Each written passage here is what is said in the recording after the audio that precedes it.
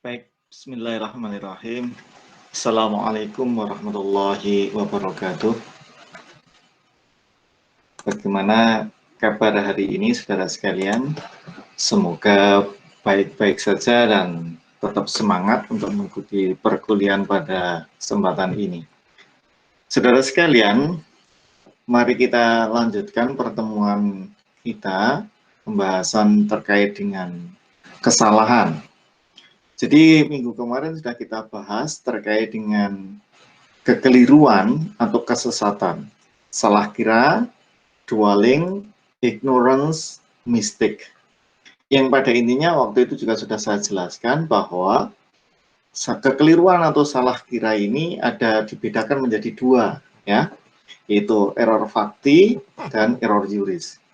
Error fakti itu merupakan kesesatan terkait dengan fakta atau peristiwanya yang ketika posisi seperti ini berarti tidak bisa dipidana. Tetapi ada yang error juris itu mistake of law, kesesatan mengenai hukumnya. Nah, ketika ada orang sesat terkait dengan hukum, artinya tidak tahu terkait hukum, mengaku dirinya tidak tahu tentang hukum, meskipun dia tidak tahu tetap saja bisa dipidana. Ini karena kita menganut asas fiksi hukum. Minggu kemarin sudah kita jelaskan, saudara sekalian. Bahkan kemarin juga sudah saya jelaskan, ada kebalikan dari kekeliruan atau kesesatan itu, yaitu delik putatif, di mana seorang mengira telah melakukan delik, padahal sebenarnya tidak. Misalnya, dia mencuri barang yang ternyata itu adalah milik istrinya. Baik, saudara sekalian, selain dari error fakti dan error juris tadi, ada juga error in objecto dan error in persona. Saya juga sudah sampaikan kemarin, jika bobotnya itu sama, yang dikatakanlah yang menjadi kerugian, si A misalnya mau membunuh B, ternyata yang dibunuh adalah C yang mirip sama wajahnya. Kalau antara B dan C itu adalah sama-sama bobotnya, artinya orang biasa, maka itu masuk kategori error in persona. Tetapi kalau kemudian si B ini yang dituju adalah presiden, tetapi yang dibunuh adalah C, bukan presiden, maka itu error in objecto. Baik, kita lanjutkan, saudara sekalian. Bagaimana kesengajaan dirumuskan dalam delik? Di dalam KUHP, saudara, ada berbagai macam rumusan sengaja. Jadi ada yang dengan jelas-jelas mengatakan dengan sengaja, misalnya bisa kita lihat di pasal 362 KUHP misalnya, barang siapa dengan sengaja, gitu.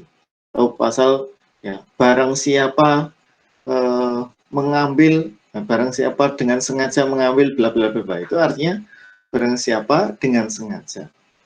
Nah, yang kedua adalah misalnya dengan istilah ia mengetahui, misalnya yang ia mengetahui, ini ada di pasal 372, 406.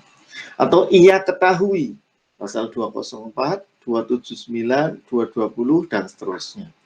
Atau dengan kata, dengan tujuan atau dengan maksud. Ini ya juga sengaja ini, bertentangan dengan apa yang dikehendaki.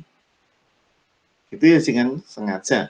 Dengan tujuan yang ia ketahui, itu juga dengan sengaja. Artinya, meskipun tidak rumusannya tidak letterlock, tidak persis dengan istilah sengaja, tetapi B, C, D, E, F ini juga bisa disebut sebagai dengan sengaja.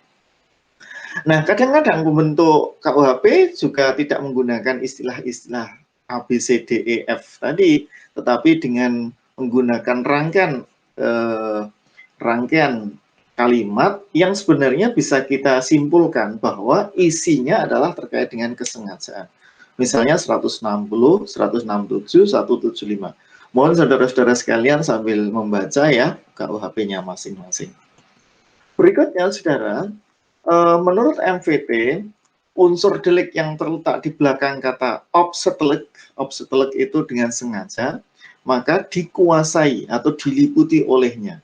Jadi misalnya sengaja bla bla bla bla, sengaja merampas nyawa orang lain misalnya. Barang siapa dengan sengaja merampas nyawa orang lain. Artinya merampasnya itu harus dilakukan dengan sengaja.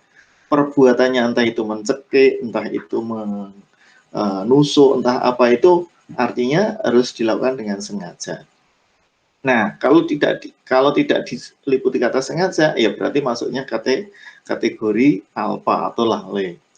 Nah, tapi di dalam KUHP itu ada yang dirumuskan sengaja melawan hukum. Jadi ada sengaja, ada melawan hukum. Jadi sengaja melawan hukum. Sengaja melawan hukum. Ada yang sengaja dan melawan hukum. Jadi kata-kata ada sengaja dan melawan hukum. Seperti di pasal 180, 189 itu sengaja dan melawan hukum. Menurut para ahli, saudara, redaksi yang berbeda tersebut, menurut ada satu yang mengatakan itu tidak ada bedanya, tidak ada artinya. Jadi pengertian perkataan dan itu menunjukkan kesengajaan, tidak perlu ditujukan pada sifat melawan hukum. Jadi tidak ada artinya, sama-sama saja. Jadi sengaja melawan hukum, sengaja dan melawan hukum, ya tidak ada artinya.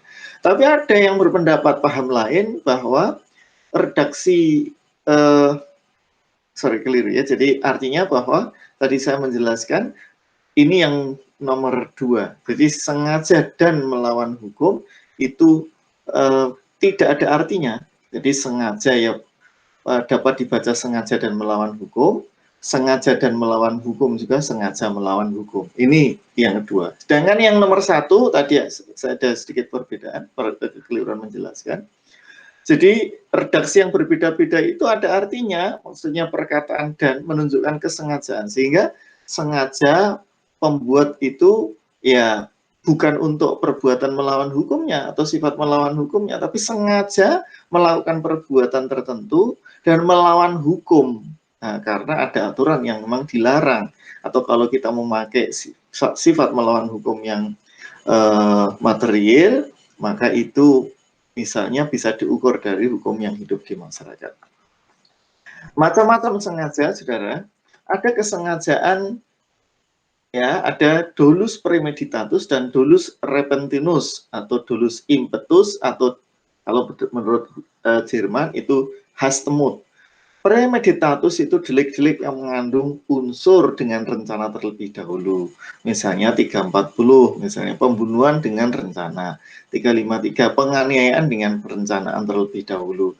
Itu merupakan dolus yang ada rencana terlebih dahulu. Jadi sudah disiapkan. Kebalikannya ada dolus repentinus. Jadi tidak ada unsur perencanaan terlebih dahulu, tetapi sengaja itu muncul secara tiba-tiba. Misalnya X mencuri di rumah Y, memang mencurinya adalah barangkali sudah direncanakan atau kesengajaan jelas, tetapi pada saat setelah mau keluar rumah begitu ketahuan, nah spontan X membunuh Y. Nah ini pembunuhan terhadap Y ini adalah repentinus, artinya muncul secara tiba-tiba karena misalnya dia kepergok, misalnya dia biar bisa melarikan diri atau bagaimana. Jadi dia di situ ada 2 delik. Delik yang pertama adalah delik pencurian, delik yang kedua adalah delik pembunuhan. Berikutnya dolus determinatus dan indeterminatus. Dolus determinatus itu terjadi apabila sengaja ditujukan pada objek yang sudah pasti. Misalnya, dia melakukan tindak pidana apa yang dituju. Nah, ini dulu Pak Ali pas waktu menjelaskan tentang macam-macam atau corak dolus, ada dolus dengan sadar kepastian. Ya, posisinya nih, dolus determinatus itu. X mau menganiaya Y, Y itu sembunyi di dalam kamar. X itu untuk bisa menganiaya Y, maka harus merusak pintu kamar, misalnya. Nah, itu ada 2 tindak pidana tuh, perusakan terhadap pintu kamar dan penganiayaan terhadap Y. Nah, saudara sekalian, dolus yang berikutnya adalah dolus indeterminatus. Kesengajaan ditujukan pada objek yang belum pasti, tidak pasti. Misalnya, sengaja menembak pada kerumunan massa. Nah, seperti kejadian yang dulu di Australia itu, ketika dia kemudian menembak di masjid secara membabi buta, itu masuk kategori dolus indeterminatus. Berikutnya adalah dolus indirectus. Jadi dolus indirectus ini maksudnya adalah, nanti ini kaitannya dengan versari in re illicita. Jadi semua akibat dari perbuatan yang disengaja, maka akibat yang ditimbulkan ya dianggap sengaja. Jadi dia misalnya saja melakukan penganiayaan.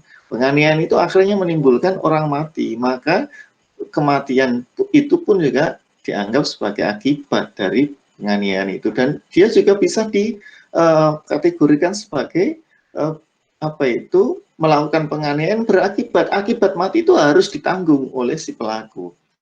Berikutnya, atau di Perancis ada versari in re illicita ini ya bersama ya. Jadi kalau di Perancis itu sebutannya versari atau berdasarkan teori versari in re illicita, sedangkan kalau di Inggris atau di Spanyol itu malah masuk kategori dolus eventualis. Dulu waktu Pak Ali menjelaskan di dolus ya, dolus eventualis. Jadi sama-sama bahwa perbuatan terlarang, orang yang melakukan perbuatan terlarang juga dipertanggungjawabkan atas semua akibat.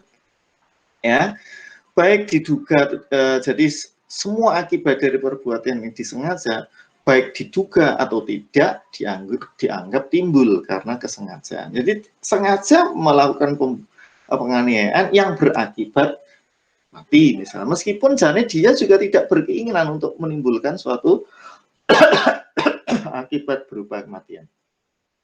Yang D, dolus generalis. Jenis dolus generalis ini kesengajaan secara umum yang ditujukan pada akibat. Jadi misalnya dia tidak, dia sih intinya pokoknya melakukan suatu tindak pidana. Tindak pidana itu misalnya dia sebenarnya ingin membunuh si A.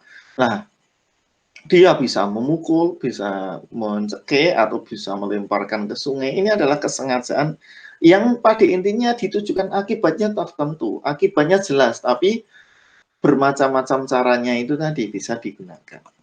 Dolus. Berikutnya,